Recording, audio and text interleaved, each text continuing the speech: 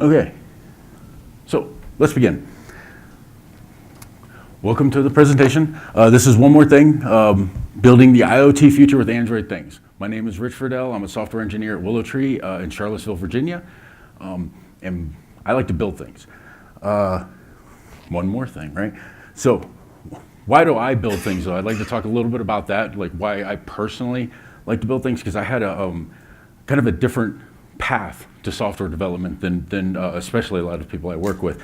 I started out in 1992 as in heavy industrial construction. I worked, my first job was actually at the Cape Kennedy Space Center at Cape Canaveral Air Force Base as like a laborer, and I worked up from there, and I did that for years and years, most of my adult life.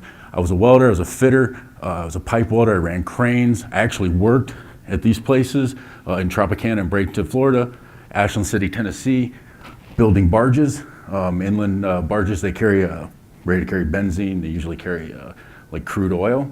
But I mainly did a lot of this. I became very proficient at welding, and I loved it. Traveled all over the country, doing various things. But then about 12, 13 years later, you start thinking about it, and it's like you start seeing this. You start looking around, and these are literal places I worked at, some of them. This is in Tampa. These are various power plants, and they're nasty, very, very nasty. You don't live long, right? So I kind of wanted to live a little longer than like 40 years. And so I pivoted. And I was like, I took like a year off. I saved a bunch of money, took a year off. And I didn't know what to do. So I did learn to do this. And that's basically what I do today. I just smack the keyboard, code comes out. So I did that, taught myself, I got on Google, did a lot of things, taught myself how to spew out code. And then many years of doing that, many hard years, this company found me. And for some reason took me in. Apparently they think I'm good enough. I've been with them almost 2 years now. It's been a very excellent, fantastic ride with them. At any rate, one of the things that Willow Tree does that's very awesome is they encourage you to follow your passions. So if you want to build some cool thing, hence the robot arm or whatever, do so. And if you need some time at work to do it, fine, great. As long as you're getting your day job done, go ahead and do whatever. So they encouraged me to build these different things. And one day, on one weekend, my kids and I were sitting around watching YouTube. Just like, hey, let's watch this video or watch this music video or whatever. And we ran across this guy who made this really fast video of how to build a robot arm out of cardboard. It was a manual robot arm. It was very simple, but it was kind of like the owl drawing meme that you see, it's like draw this circle, draw that circle, draw the rest of the damn owl, And so I took it on my tablet, set it on the table, paused the video, and essentially got a bunch of cardboard, got X-Acto knives and stuff, and started cutting this thing out. And in the end of the night, it was like 12 hours later, I guess, we get this. And this was V1. It was manual. It's hydraulic. If you notice, it uses oral syringes. We put colored water in there to make it look kind of neat. She played around with it. We picked up a pine cone. Heavy, heavy stuff. But it was fun, and it worked. And it was amazing to use it. It was like, hey man, I built this thing, right? This physical, tangible thing. But that wasn't enough, right? As engineers, as developers and engineers, we want to kind of take it to the next level. How far can we take this? So it gets you to thinking, what can I do next, right? We have a manual robot arm. What can we do to it? We can automate this thing. Why not, right? I mean, this is the future. It's IoT all over the place, right? What can I put on there? What can I do? I have these Raspberry Pis at home. We like to play with those. That's all cool, great, everything. And then I thought, this is what you can do on a Raspberry Pi to automate this thing. I could put Apache on there. I could maybe put Nginx on there, use Python, some HTML5 for a user interface. I could even use Java if I wanted to, because they have all the pin interfaces that you need. But I'm going to be honest. I mean, if you've never set up a web server and all that sort of thing, it's not a fun deal. It's kind of rough, actually. So you're like, I'm not going to do that, But then, it's like, oh man, hold on, there's got to be a better way to do this, right? I mean, we do big things. I build all these apps. We build this, not this one, but the other one. And it's like, man, we can do better. And it's like, oh, yes, got another idea. Why not use Android Things? It's brand new. It just came out. It's Android on a Raspberry Pi. Why not, right? It should be awesome. Why should it be awesome? Why Android Things and not the other way, building out your web server and all that sort of thing? Well, because we all know and love Android, right? I mean, we love Android. We absolutely love Java, right? No? Nobody is saying anything. I believe actually in my company, I'm the only one who likes Java.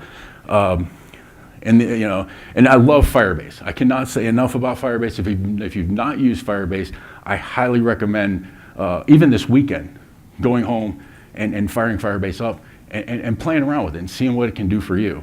Actually, it's kind of funny, this gentleman sitting right in the front, I came to this conference last year and watched his talk on Firebase, and it blew my mind, and I thought, what can I do with this? And so I went home that weekend and I built, unbeknownst to me, they have a, what do you call them?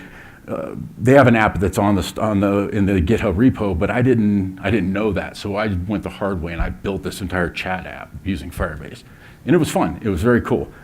And again, it was in Java. But you know what? This is the future, and the only thing I like better than Java, of course, is Kotlin. We all love Kotlin, and if you don't love Kotlin, you need to play with Kotlin, because then you will fall in love with Kotlin. It's pretty sweet. It is the future. When Google announced that they're going to be supporting Kotlin as a first class language, in my opinion, I feel like they pretty much announced the death of Java in Android. So if you're not on the Kotlin train now, I highly recommend at least looking at it. Because that's going to be the thing. So now we are going to have Android. We're going to write our app in Kotlin, maybe, because at the time I didn't even know if I knew it would compile, but will it actually run on that? Turns out it does. And then Firebase. And we're going to use the real-time database. So we got Android Things has some hardware. What hardware can we use with this though? Because there's a couple different options there. I happen to have Raspberry Pis at home. So, turns out there's about 6 options. You have the Intel Edison and the Intel Joule that they'll run on. Unfortunately though, Intel, I think a week or 2 ago, just announced that they're going to discontinue both those. They will continue making the Curie, but that's a completely different architecture, and it's for tiny embedded things. So Intel's pretty much out of the IoT game now for some reason. And then the NXP modules. Those are pretty neat down there. But Raspberry Pi, pretty much, it's super cheap, super accessible, and super easy to work with, and super resilient. Trust me, I've poured water all over that particular Raspberry Pi, and it still works. Don't know how. So, like I say, we're going to focus on the Raspberry Pi today. But like I say, you can use any of the others, and the others can get kind of expensive actually, like the Edison and I think it's the Joule. The package for that was around $400. Raspberry Pi is $30. So anyway, moving on though. What are you going to need? This is like most everything else, it depends, right? Possibly, maybe. What are you going to need? All right. The reason I say possibly, maybe is because they recommend you have a HDMI cable and HDMI enabled display.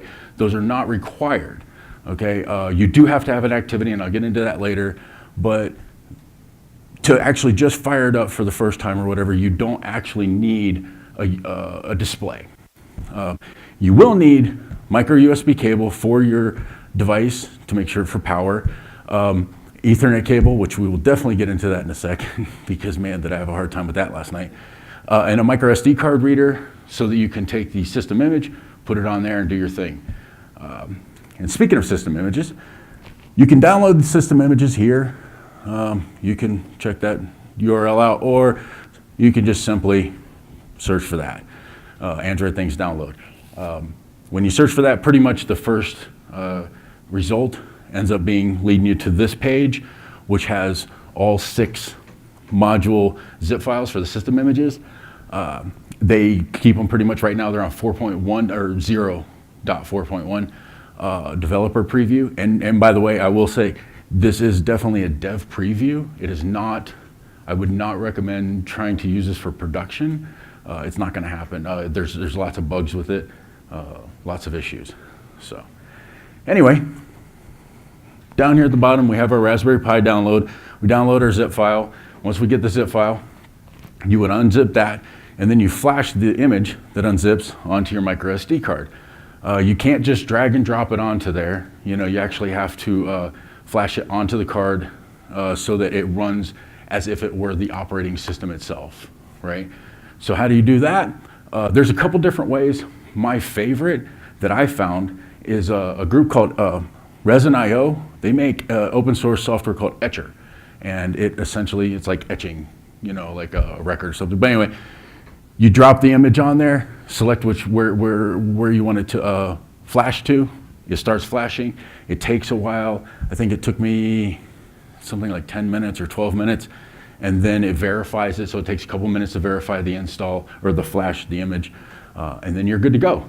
Pull the card out, stick it in your Raspberry Pi, right? And it's, whoa, sorry.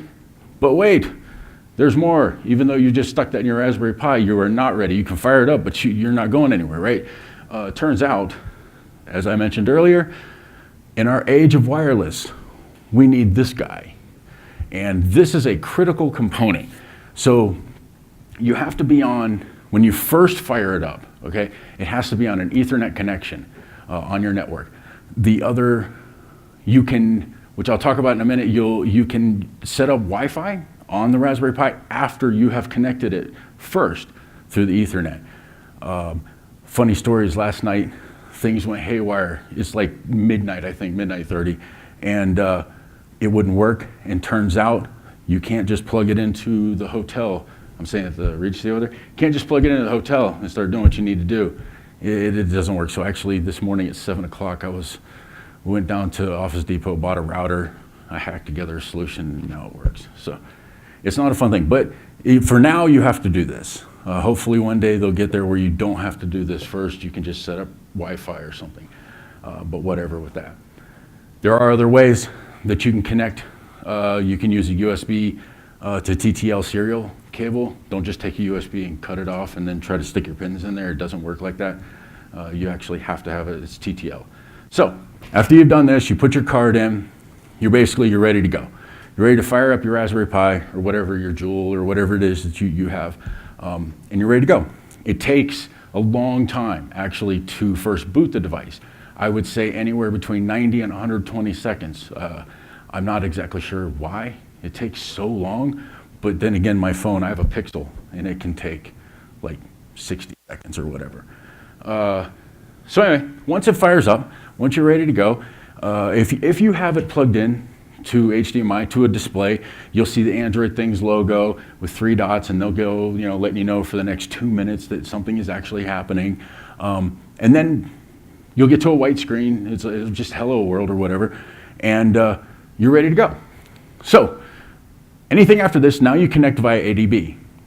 You can open up your terminal, your favorite terminal application. You'll open up Terminal, Android Studio, whatever it is that you like to use there. You can do the ADB connect with your IP, with the Android Things IP address, or if you have MDNS, which is multicast DNS, you can just type in Android, connect Android local, and it will automatically find the IP of the hardware device that you're using, because it will broadcast out. The Raspberry Pi in our situation, or in our case, will actually broadcast that address out. So it'll find it and say, hey, you're connected. So if we want to pull the plug though, right, we want to get off that Ethernet connection. As you can see in this right now, it's not connected by Ethernet. It's actually connected to my Wi-Fi on my phone. But you set the Wi-Fi up like this. This is all on the developer website. So you set Wi-Fi up. Network SSID is critical. It won't work without that. You may or may not have a passphrase on there. If you do, then you need to put that in as well. Otherwise, just your SSID. You type these in, and if you're unfamiliar with terminal, basically these backslashes here just denote that there's another line. So all of this could actually be like one big line. So anyway, once you get that, some things happen, whatever. You can verify your connection. Make sure that you're actually connected on Wi-Fi. Sometimes it has taken me up to like 4 times of doing that in the past to actually connect. It's kind of flaky, again, dev preview. But you do this grep, and then you'll get all this stuff coming out, and what you're looking for in all of that is that Wi-Fi watcher and Wi-Fi configuration where it's saying it's connected and what the SSID of the hardware has changed to. Once it says it's successfully connected, you're good to go. You can pull your Ethernet out and you can do whatever you want with your Raspberry Pi. You are now on Wi-Fi. So now that we have that, we've flashed the ISO or the image, the system image on the card, plug that in. We've done the Ethernet thing. We've got Wi-Fi. Everything is ready, right? Our hardware is all ready to go, and it's just sitting there. So now what do we do with it? Let's build an app, right? We're just gonna be, hey, all right. So this is what we all came for, surely. So anyway, when you first create a project, and the steps I'm gonna go through right now, it's kind of code heavy, but there's not a lot of code. Like I've very isolated a bunch of things. But one of the things I want to talk about is that I create the application first, because you need the application ID before you set up your Firebase project. Because your Firebase project is going to ask you for your application ID, so it's easier in this order, if you will. So when you first fire it up, you say, I want to create a new project, you hit this screen. Just like any other normal application, you would set up your phone or tablet application, and then there's a checkbox down there for Android Things or Glass or Wear. You can select Android Things. You don't have to select this. I've made 2 different apps like this, one that did light bulbs, and this one. The light bulbs one I did with multi-flavored. I just created flavors for it. This one will create modules. And I wanted to use the module way because that's kind of how Google is going with the Android stuff, especially with instant apps and everything. Everything needs to be real modular. So anyway, this will create modules. It works out really, really nicely because if you do the flavors and you start debugging and stuff, it'll shut down one while you're trying to, if you're putting it on your device, it'll shut down the Raspberry Pi, so on and so forth. So after you do this, you select your API levels, you move on. Everybody's familiar with this screen, I hope. Just you pick one.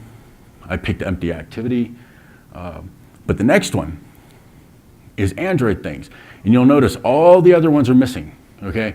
Because basically none of those are available.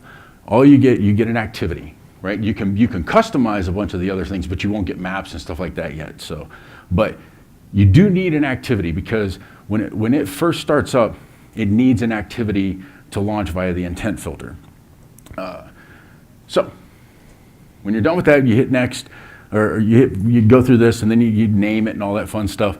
Hit finish, and then you end up with something like this. Right? You have your Things module, mobile module, which it automatically names for you. I created a Firebase module, which we'll get into that in a minute. But basically, it's just set up like this.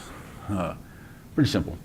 But before we start moving on with this, we need to kind of talk about what's not available, because Android Things is a subset of regular Android, right? You can't really have everything because you can't get things like advertising ID, things like that. So there's a bunch of stuff that's not available. Here's a short list of the last time I looked, this is what was not available. You don't have to memorize or check any of these out. They're all on the site.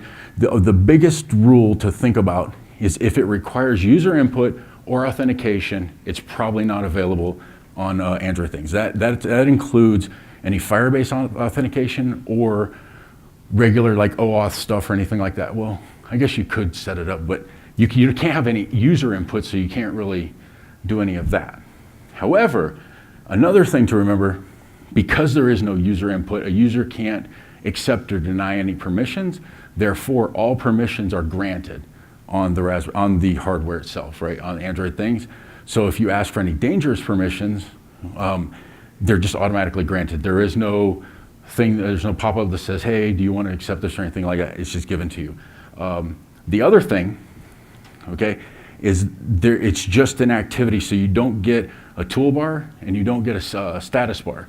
Therefore, you can't have notification manager, any of that type of stuff, so because you can't push notifications and have them display out in the status bar. So it is it's nerfed a little bit.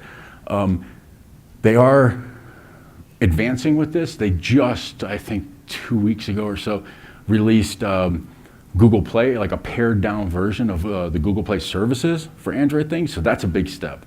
And it's great. So anywho, so we have this. If you do need authentication though, by the way, I need to mention, they have, like if you make embedded systems or something like that, they are starting this kind of a preview thing up. I think it's in beta right now. You can sign up for it. It's called Cloud IoT. It's a Google thing. But I've seen the site.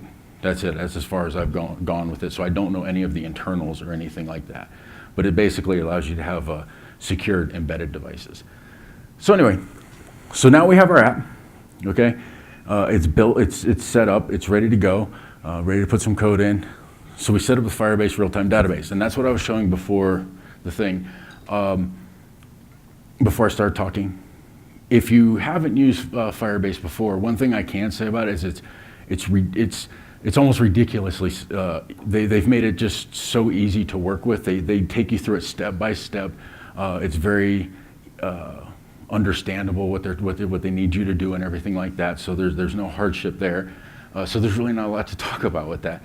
Basically, we set up our database, and because we can't do authentication, I didn't put a slide on here for this. I apologize. But rules, you set up these rules, and it's basically open to everybody, right? So anybody could connect to it who's not authenticated, and there's not really a way to authenticate that piece of hardware. So there is that, so I wouldn't put this in production per se. But anyway, here's our database. We have 5 components. We have a base node, which is that robot base state, and then I have 5 components. Each one of those has a state, and then the state will be either forward, reverse, or the opposite of whatever, and then stop. And to get an understanding, this is what the mobile UI will look like once I get done. After I've built everything. This is what it looks like, and as you can see, I'm top-notch designer. This is all about UX for me. So anyway, but each one has a state, and then it has an opposite state, right? So you have up, down, in, out, that sort of thing. So now that we have our Firebase database, real-time database set up, we know what our mobile UI is going to look like. Let's set our Firebase module. Remember, we have 3 modules. We have Firebase module, a Things module, and a mobile module.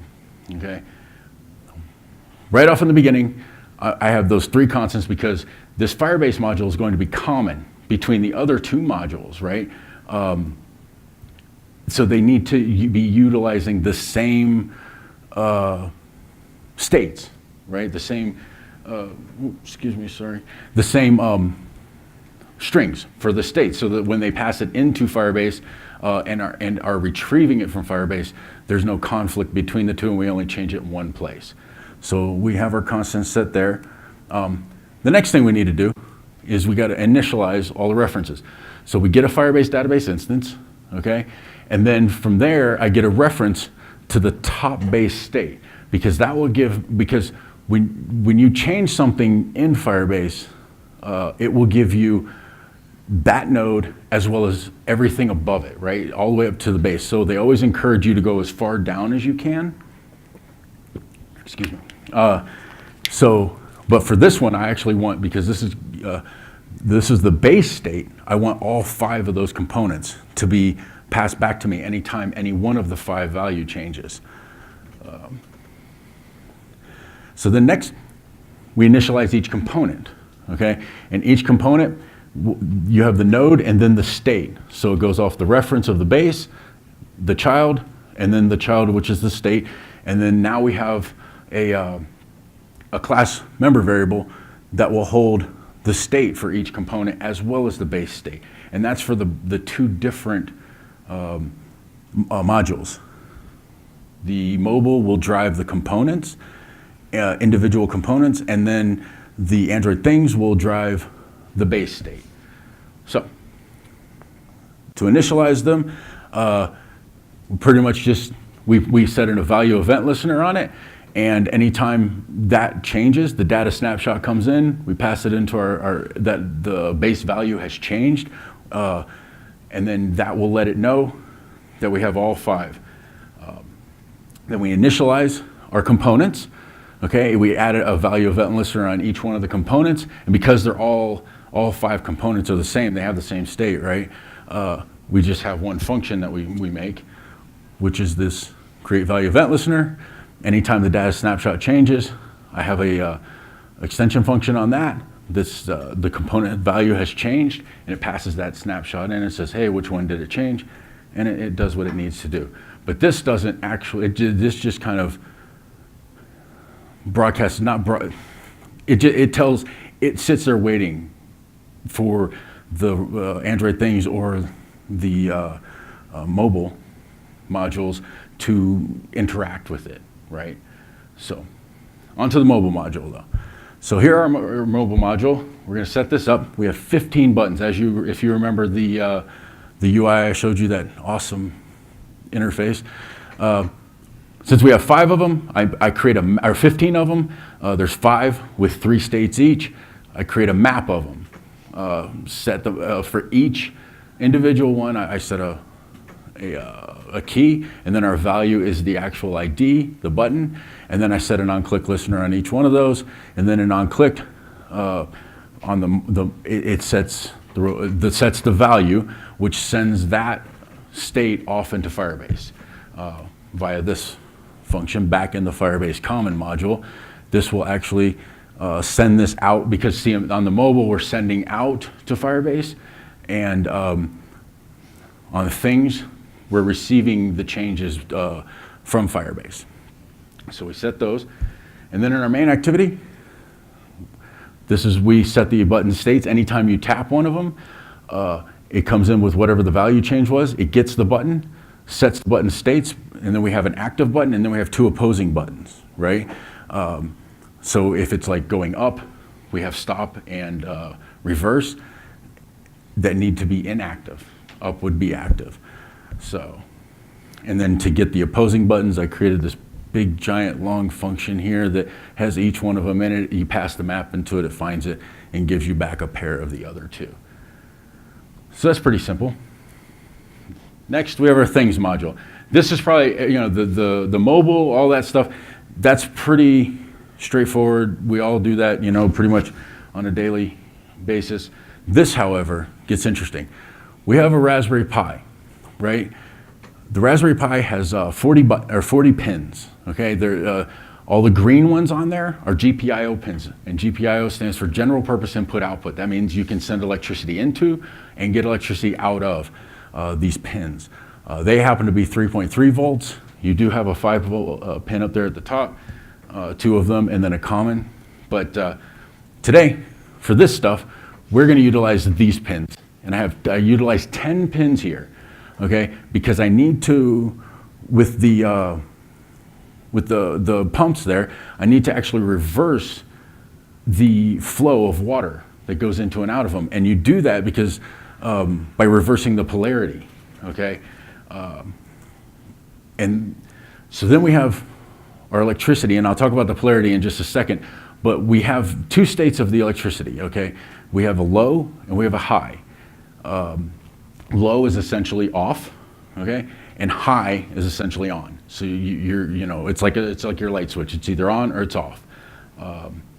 For our purposes, they do have what would equate to a dimmer, where you can control like the values going up and down. But for our purposes, we just need on and off. Just as a quick, what I was talking about the polarity, there's 2 kinds of electricity. I don't know how familiar everybody is with electricity, but you have AC and DC current, right? AC current would be like your lamp or something like that. That's alternating current. Current's always going back and forth, really fast, back and forth. DC current is more like a battery, where it's going out of the positive side, completing a circuit somehow, and coming back into the negative side. So it's always going in one direction. With these pumps, if I'm going in through positive and coming out, back out through negative, then it's completing that circuit and it's pumping one way. Going back to these pins, I need 2 sets for each one, because I got to reverse the polarity. So if I set the pins coming off one way, for example, let's say 23, that would be sending the electricity in the positive direction. If I turn 23 off and 24 on, the relays will close and it will send the electricity in the opposite direction, thus reversing how the pump pumps, which will allow me to go like up or down or, you know, left or right. So anyway, moving on. In our build Gradle file for the Android Things, and by the way, excuse me, did the electricity thing make sense for everybody? Are we good with that? Okay, good. In our build Gradle file for our Android Things, this is critical. You have to put it provided in the dependencies. For this particular thing, I used 4.0. They just released 4.1 recently, so you can update to that. I just haven't for these slides yet. Our manifest, this gets interesting. In the very beginning, we use this library, the Android Things library. That's critical. The next part is pretty much like a normal application where we have our intent filter being main and launcher. And this is mainly so that you can run it from Android Studio, okay?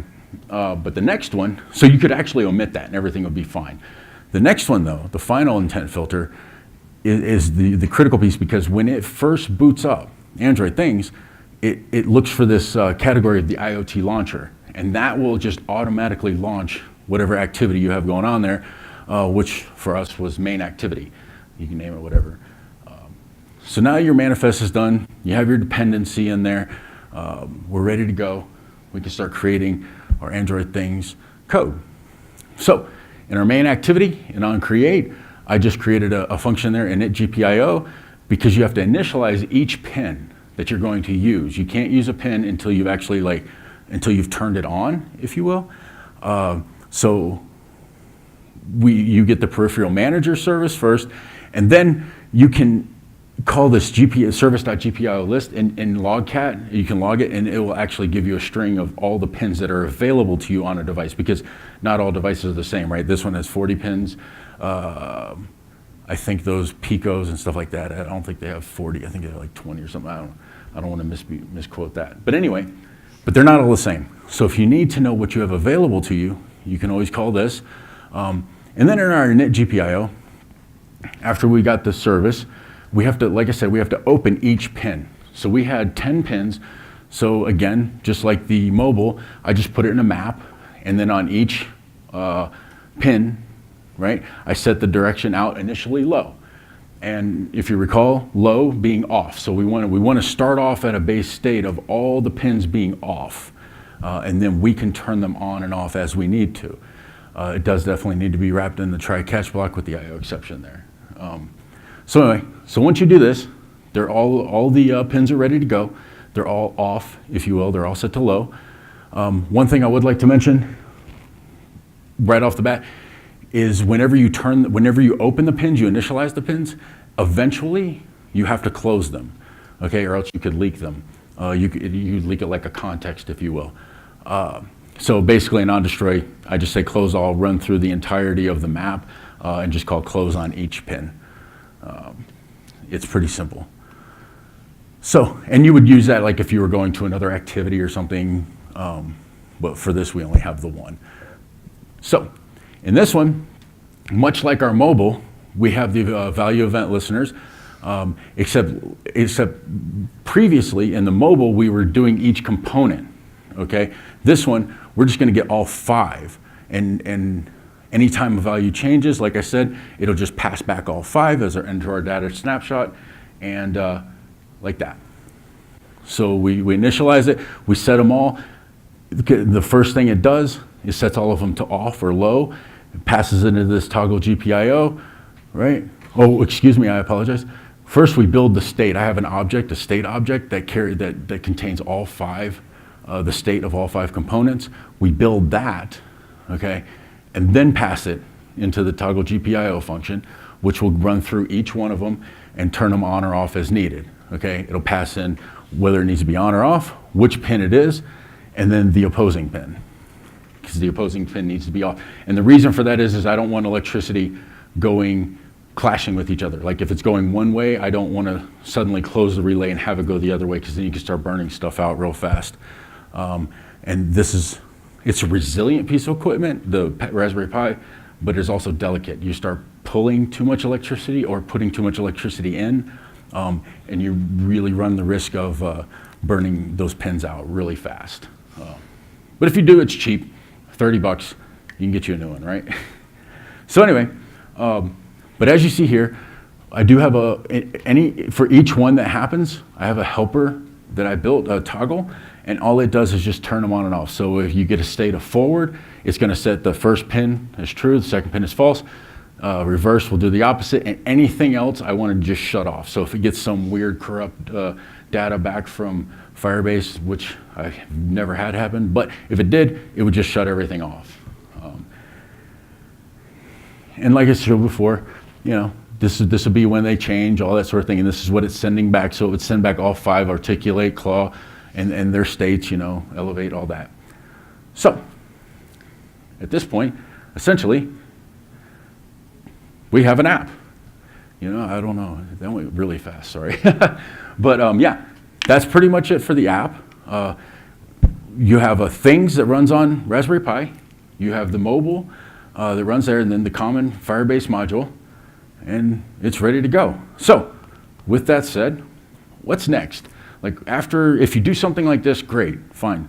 What can you do for the next thing? Well, turns out literally, I think it was like a week ago or so, maybe again with the 2 weeks ago, because they made a lot of announcements a couple weeks ago. They released the Android Things console.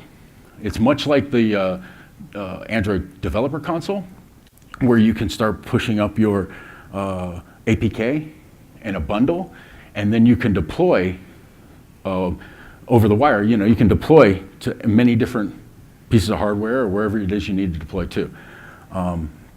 So to create for our Android Things console, first thing you do is you go to the console URL down there, and then you're presented with this. You give it, just like in Firebase or whatever, you give it a product name.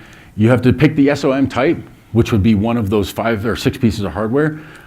You would choose, I chose Raspberry Pi. You can include the Google Services thing there, which, like I said, is a pared down version of Google Services. You give it what the partition size is. I happen to have a 32 gigabyte micro SD card in there. Maybe you have a 16. I wouldn't recommend going much lower than 16 because it is pretty large, but you can get a 64, 128, whatever. Put a description in there. After you're done with that, you create it. You get this screen here with the project settings. The starter build, I'd like to point that out, is you can create it where you put your bundle of APKs and all that sort of thing, and there's various different pieces that go into this build that will deploy. It has like the splash screen when you first boot it up, all that sort of thing. So I guess you can probably customize. I haven't done it, so I apologize when I say it possibly, but I imagine, because there is the ability to put one in there, you can put like I say, your launcher screen, your splash screen, the various APKs, you can put your main APK in there. If you have sub APKs that are dependent, that the main one would depend upon or something like that, you could put that in there. It will bundle it all up for you and then push it out.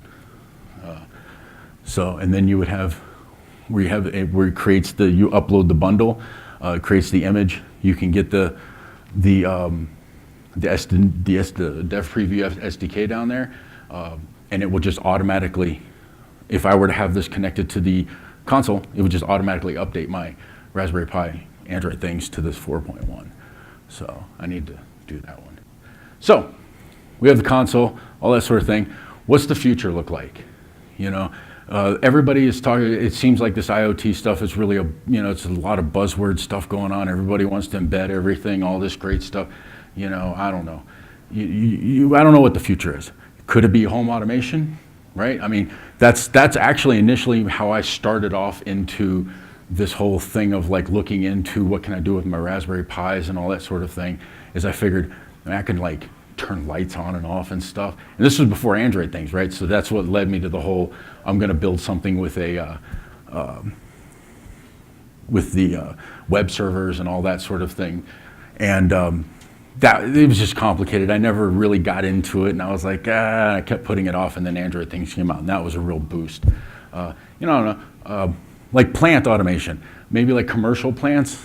I probably, yeah, like say they have, whatever they need to keep track of, like how much orange juice is flowing through this pipe. You may be able to create an embedded system like that for them, turning things on and off remotely, that sort of thing. And it's a cheap way to do it, right? And really if you do Android now, you have to customize a lot of stuff, and it's very hard. It's not a trivial task to embed Android, especially when you have to customize the operating system. A lot of heartache there. Maybe you want to automate your toaster. I don't know. Make some toast while you're here at the conference. Oh, it's ready for me when I get home. I don't know. They have them in refrigerator. They have Androids in fridges now, and your washing machine, whatever. I don't know. Basically, follow your heart on it. I mean, we are interested in the future, right? Just because somebody like myself or whoever can't tell you right now, we need to build this. I think the coolest stuff that it just hasn't been talked about or thought of yet, or maybe it's in the very beginning. There's going to be some really awesome stuff that comes out of all of this. I don't know what it is. I happen to build a robot arm, right? That you can control remotely. It was definitely an interesting endeavor. It was not a trivial thing. It was very expensive. I had a lot of mishaps with it, including last night with the Ethernet thing. And then my kids stepped on it, and so it broke it. And I was like, oh no, and she was crying. And I was like, oh, it's no big deal. Let's put some super glue on it. Super glue didn't work. So, but yeah, so there it is. Do you have any questions? If not, I can actually show that thing working. I will turn it on though. But is there any questions about any of this? Yay. Yeah. Oh, go ahead. So, hello? Yeah. All right. So you mentioned that you have Google Play services now. Yes. And that Firebase works. Have you looked into analytics for the IoT devices? You can definitely do analytics. Analytics is there. For what I did, it wasn't super useful. I actually I started to implement it, and the only thing, really, what am I going to do is like, oh, I pressed this button or that button, right? Or this pin was done or that pin was done. So for me personally on this thing, it was not useful, but I did implement it, and it is available to you. Also crash reporting. So all of that stuff was there. You had a? And I apologize, I'll repeat the question. Oh, you did the microphone thing, yay. You mentioned that authentication doesn't work. Yes. On these. Do you know anything about the strategies for securing access to the robot arm state, for example? Right. So that's I was kind of mentioning that with that cloud system that Google has. I think they're trying to work with something like that so that you can secure your hardware, because it gets into a weird state because they can't authenticate that this piece of hardware, because they don't have any control over it, right? So this piece of hardware is actually the piece of hardware that is saying it is, right? Because I can take that card out, slam it in another Raspberry Pi, and now we have a different MAC address. We have all these different things going on. So it's very hard to authenticate it. I don't know all of the behind the scenes what they're dealing with as far as trying to get that, but it seems like they're moving in that direction. So hopefully, when this becomes more of a robust thing and not a dev preview, especially such an early access type dev preview thing, hopefully they'll get something in there, because I'm excited about this as far as embedded systems and stuff go, because that opens up a whole new horizon for companies like WillowTree and stuff like that, where we can talk to these big commercial and enterprise corporations that need to embed systems, and can we put Android on instead of rolling a custom version of Android or our own operating system or something like that, because that gets real expensive real fast. And that's why like in these plants I used to work at, they used to have this ancient software on their stuff, and it was because it was solid, right? It worked. They've been using it for 20 years, and it's like, well, don't fix it because it's so expensive and time consuming. So anyway, any other questions? I hope that answered your question. All right. Anybody else? Yeah? Oh, okay, sorry. So anywho, so this So basically, like I said, oh, I should have put this on visor. We have just a real fast overview. This is a hydraulic robot arm, right? Like I said, the oral syringes, the colors are just because the kids like the colors and it made it look. I had a whole bunch of other stuff. I had these safety switches that would turn it off and all that. And I had this all, but again, I poured water all over it, so I ripped all the wires out. I have my sheets at the thing are orange now because of, but at any rate, so all of this is unplugged, so it looks kind of gnarly right now. But it works. And I have these relays, and in case you don't know what a relay is, basically it's like think of it like a switch, like a light switch, except controlled electrically. Electromagnetic field is put into it, and it either sucks it closed, thus electricity can flow through it, or it opens up. And then I have, like I say, 2 for each polarity. And then basically you can control it via the app here. It'll go up, maybe, if it likes to. You can hear it, it's on. So, it doesn't want to go up. I lost a lot of water this morning, I apologize. So, where's my claw? Something has, there we go. Oh, the claw works. Yeah. So, and then I have it like you can scope it in, you can telescope it out. You definitely can do multiple things. You do have to be careful because they will, what's going on? Oh, that way. Because they will pop out. Robot blood gets everywhere. So it'll move, you can move it. It's down, this would be up. Oh, stop. But it's all in real time and it's happening. And you can, and if I install this on multiple devices, I actually have it on like 3 devices and my kids will sit there and play with it and they fight each other about which one's gonna, because they're all at the same time, right? That's one of the beautiful things about Firebase real-time database as well, is it can accept multiple connections coming in and out of it. Yeah, I don't know. This one, oh, that's what it is. Yeah, when she stepped on it, it's okay. Ah, there it's going down now. So, but yeah. So as you can see, proof of concept there, it works. It is wireless, so because I have it on this battery pack. If you ever use a Raspberry Pi, don't use anything less than 2 amps because then it starts doing low voltage. So, but at any rate, though, I think that's pretty close to all the time. If anybody else has any other questions or anything, yes. I can speak louder. Me too. Trust me.